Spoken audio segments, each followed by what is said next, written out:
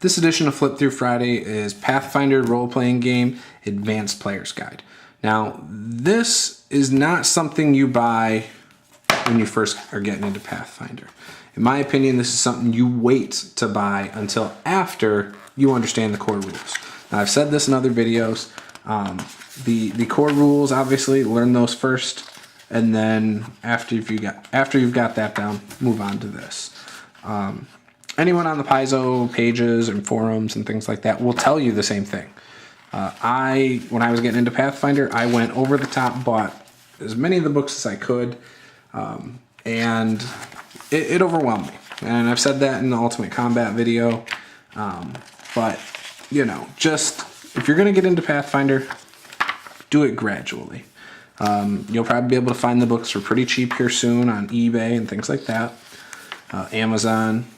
This book is for sale, so if anybody's interested, I will sell this to you. You know, sure, go buy all the books. If, you know, you find a good deal or just want to buy the book, buy the books. But my advice is to not start implementing anything from this book until you understand the core book. Okay? There are some cool new classes like the Cavalier. You know, there's a few classes. So it is worth it if you want to allow someone to play like an Inquisitor or a Cavalier, or what was the other one I just saw? There's another one back here. Oh, the Alchemist. So yeah, or the Alchemist. So if those things sound very interesting to you, go ahead and play them. You will have to allow this, the Oracle. You will have to allow this book, but you know, if you're going to do it, you know, make sure you have maybe an experienced player at your table who can maybe walk through the rules with you. You know, maybe you defer to him on rules questions, and you know, or let him correct you, or maybe you just run with your ruling until after the session and then let him correct you. Ultimately, it's up to you what you do at your table, but you know. Yeah, those are just my opinions, and that's my advice. So, yeah, witches. All right, that's a cool picture. Again, artwork amazing. Beautiful book, top-notch quality. This book is in perfect shape. There's no bent corners, no ripped pages, no writing inside the book. So no tattered edges, no ripples in the cover, anything like that. So I do take really good care of my books to the best of my ability. Even a lot of my Palladium books are in great shape. Unless I've had them since 96 or something, 98. Pretty much all my Palladium books are in good shape too. So yeah, a little off topic, but anyways, there is,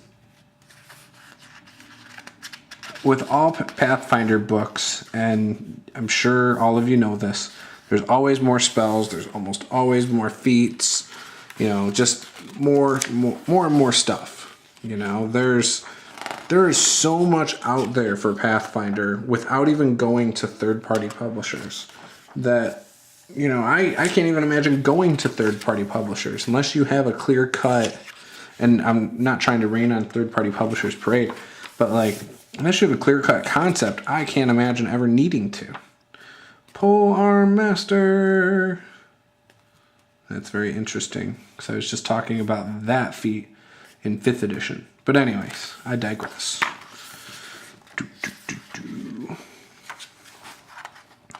Monk of the Empty Hand. So different types of monks.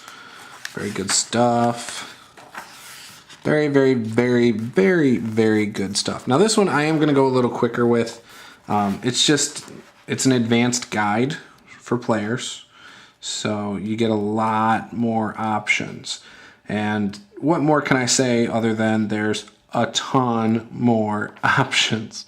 As if you didn't have enough with all the other Pathfinder books.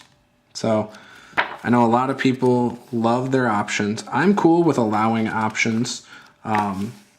One of the things I say to groups, with these I didn't allow them, and that was because there was just so much in these different books.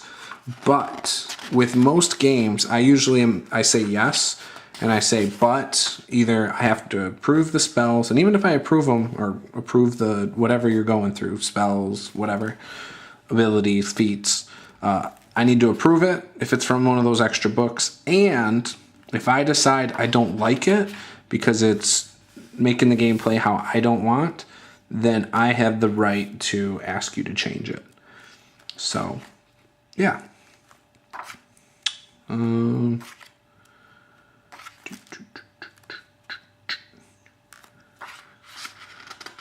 Anyways, I'd love to hear your thoughts on what you think of my opinions with using the extra Pathfinder books. I know a lot of people out there are going to say, oh, it's not that difficult. You know, maybe for you. When I was playing this, or running this, I was also playing in 2 other systems. So, actually 3 if you count when I was going to D&D Encounters. But I do want to know your opinions of this book, as well as my opinions that maybe you should start slow with the core rulebook before diving into all this stuff, instead of trying to take it all on at once.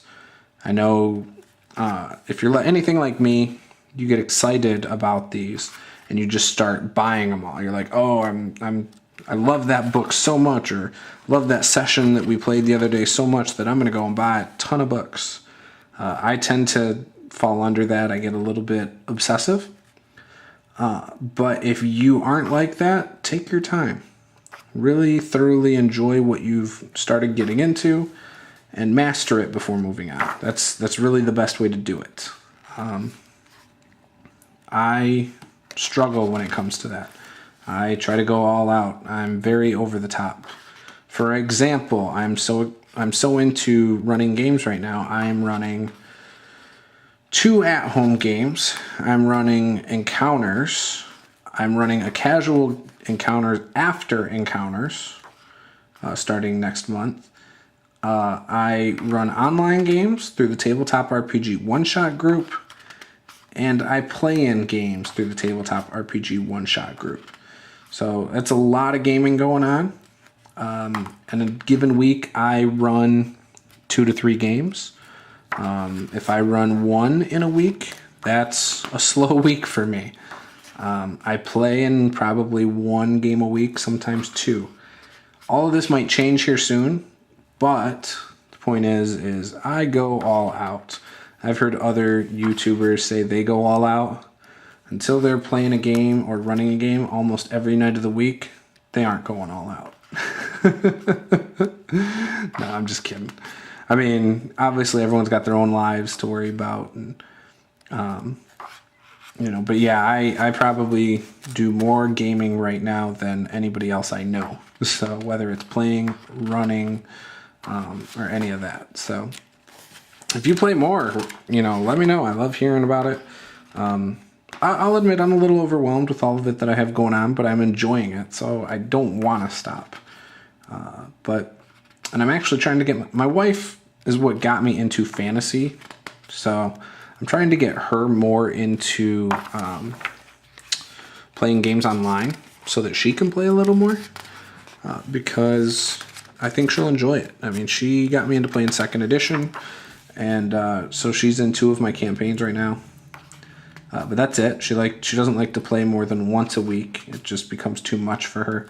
So my goal is to get her more and more into it. We were playing in Shintar. I still go.